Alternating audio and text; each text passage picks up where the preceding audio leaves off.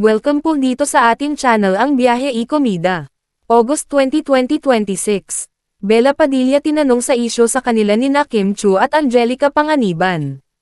Hanggang ngayon ay usap-usapan pa rin ng mga Marites na hindi na raw kinakausap ni Kim at Angelica si Bella dahil sa naging panayam umano ng huli kay Boy Abunda.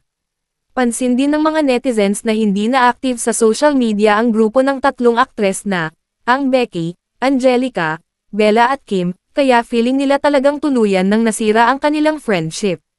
Ang chika, nabadtrip umano si Kim nang pangunahan siya ni Bella sa pagsasapubliko na nagpa-freeze siya ng eggshells sa interview ng Fast Talk with Boy Abunda. Kasunod nito, noong nag-post daw si Bella ng birthday greetings kay Kim ay hindi man lang daw ito ni-like ng It's Showtime host at hindi rin nag-post ng birthday greetings si Kim nung si Bella naman ang nag-birthday.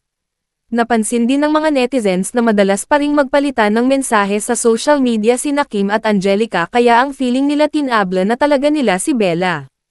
Ngayong araw, nakatsikahan ng ilang members ng entertainment media si Bella pagkatapos ng press con para sa upcoming movie niya with Maricel Soriano under Viva Films, ang Life After You. Dito nga siya natanong kung okay lang sa kanya na pag-usapan ang tungkol sa isyu sa kanila ni Kim at Angelica para once and for all ay malanawan na ang lahat. Tumangging magkomento ang kapamilya actress na si Bella Padilla tungkol sa umano'y pagkasira ng pagkakaibigan nila ni Kim Chu at ni Angelica Panganiban. Pero marespetong sabi ni Bella, I won't talk about it muna.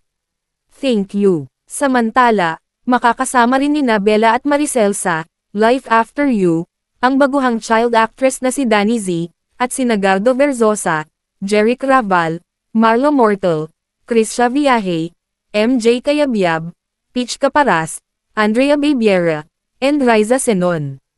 Ito'y mula sa panulat at direksyon ni Marla Ancheta, nagdirect ng Dollhouse ni Baron Geisler, at showing na sa lahat ng mga sinehan sa September 9.